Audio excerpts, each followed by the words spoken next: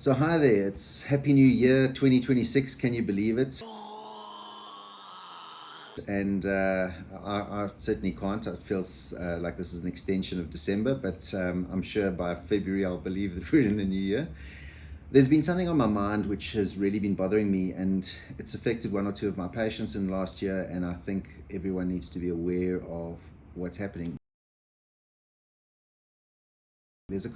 There's a chance that you may not be able to use the embryos as a couple that you put together while you were both alive.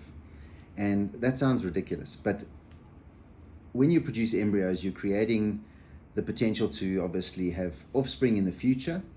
And those embryos, if one of you was to pass away or become mentally incapacitated, unless there's a specific disposition, unless there's a form that you guys have put together that says, in the absence of me being there, whether physically or mentally, I give my spouse or my partner permission to use these embryos, and our intent is to have children with them, that is not inherent or implicit in those frozen embryos. In other words, if you were to pass away and your partner came to us and said, well, we've got frozen embryos still at VitalLab and I still want to have children using those embryos, and there wasn't an embryo disposition form, in other words, like a mini will directing us as to how those embryos can be used in the future, then we cannot use it. We have to instruct you to seek assistance from a lawyer, and you have to petition the High Court, and the High Court then decides whether or not that was in fact the intention of your deceased partner.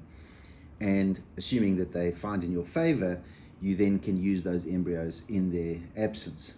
However, that's at a cost, and that cost is significant. So I want to save you going through all of that and encourage you. There's a link that will be that we've asked to be linked to this, so that you can just have a look. We've got links to fertility lawyers who can provide sort of a personalized sort of embryo disposition. I've got a very generic embryo disposition form, which we're also going to link to this, which you can download and use freely and edit as you feel you would like to. But we need something to indicate that both of you have the intention that the other party could use these embryos in the absence, if one of you was to fall away, either physically or mentally. In the absence of that, our hands are tied. The law does not allow us to use those embryos, and you would be forced, whichever partner is left, to petition the court at your own expense. So save yourself the money, download our form, return it to us, and we're going to be encouraging each and every one of our patients when we send through the reminder on the embryo storage fees to have an embryo disposition form in place. It's really essential. This is becoming a growing phenomenon. None of us intend to die. None of us intend to be injured. And sure as life is, there are some upsets along the way. And it is not covered, importantly, it's not covered by something like a general will. And you can't certainly say that we were married in community of property and these embryos are included in that community of property. They are not.